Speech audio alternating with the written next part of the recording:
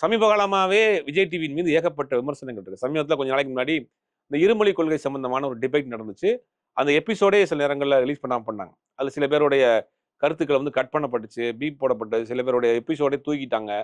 அப்ப இந்த வார்த்தை இந்திய அரசியலமைப்பு சட்டத்தை எழுதியவருடைய பேரை சொல்வதற்கு இது உண்மையிலே வன்மையாக கண்டிக்கத்தக்க ஒரு விஷயம். இப்ப இந்த பொதுவாவே பாத்தீங்கன்னா, முன்னாடி இருந்த விஜய் டிவி வேற, இப்ப இருக்க விஜய் டிவி வேற. இப்படி ஏன் சார் அப்படி? இல்ல விஜய் டிவி வந்து முதல்ல இருந்தவங்க இப்ப வேற ஒரு குரூப் வாங்கிட்டாங்க. சரி. வாங்குனதுல இருந்தே அவங்க ஒரு சார்பாவே அது போய்க்கிட்டு இருக்கிறதாகத்தான் நிறைய விமர்சனங்கள் வருது. இப்ப பாத்தீங்கன்னா, முதல்ல இந்த நிகழ்ச்சியை பொறுத்த வரைக்கும் பிக் பிரதர்னு ஒரு நிகழ்ச்சி இது. பிக் பிரதர் தான். பிக் பிரதர் வந்து இங்கிலாந்துல நடத்தக்கூடிய ஒரு டெலிவிஷன் ஷோ அது.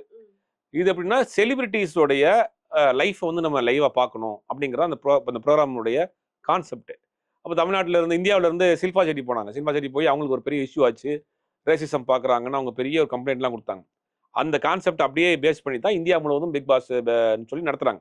தமிழ்நாட்டில் நடத்துறாங்க, கேரளாவில் நடத்துறாங்க, நிறைய ஹிந்திலையும் பண்றாங்கன்னு வச்சுக்கோங்களேன். தமிழ்நாட்டில் கமலஹாசன் பண்ணார் கிட்டத்தட்ட 7 வருஷம் பண்ணியிருக்காரு. ஆமா 7 வருஷம், இது 8வது வருஷம். கமல் பண்றப்ப என்னன்னா அதுல ஒரு இன்ஃபர்மேட்டிவ் இருக்கும். தகவல் வரும் நம்மளுக்கு. தகவல் வரும். ஏன்னா அவர் கத்துக்கிட்ட அத்தனை விஷயத்தையும் எங்கேயாவது சொல்லிட்டு இருப்பாரு. ஒரு புத்தகத்தை சொல்லுவாரு.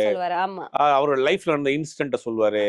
முக்கியமான சில நாங்க நடந்த நிகழ்ச்சிக்கு உண்டான எக்ஸ்பிளேஷன் கொடுப்பாரு. யாரையா ஒரு கவிஞரை அறிமுகப்படுத்துவாரு, ஒரு புத்தகத்தை அறிமுகப்படுத்துவாரு. நிறைய ஒரு இன்ஃபர்மேட்டிவா இருக்கும். ரெண்டாவது நிகழ்ச்சியை பொறுத்த வரைக்கும் அவரை விட வயது ரொம்ப குறைவான ஆட்கள் செய்யக்கூடிய விஷயத்தை கூட காது கொடுத்து கேட்பார். இன்னைக்கு நமக்கு கேட்கறதுக்கு தான் ஆள் இல்லை. ஆனா கமல் மாதிரியான ஒரு லெஜண்ட் வந்து அந்த அந்த அந்த ஹவுஸ்ல பண்ணக்கூடிய அத்தனை சேட்டையும் பொறுமையா கேட்பாரு. அதுக்கு ஒரு சொல்யூஷன் சொல்லுவாரு. கோவப்பட மாட்டாரு. நீட்டா அதை கொண்டு போயிட்டு இருந்தார். அவர் சில காரணங்களால அதை பண்ண முடியல. விஜய் சேதுபதி வந்ததுக்கு பிறகு ரொம்ப ஒரு அது மாதிரி ஒரு இன்ட்ரெஸ்ட் இல்லை, ஆர்டிஃபிஷியலா இருக்கு. இல்லாம அந்த கண்டஸ்டண்டா வர்றவங்களும் யாருன்னே பல பேருக்கு தெரியல.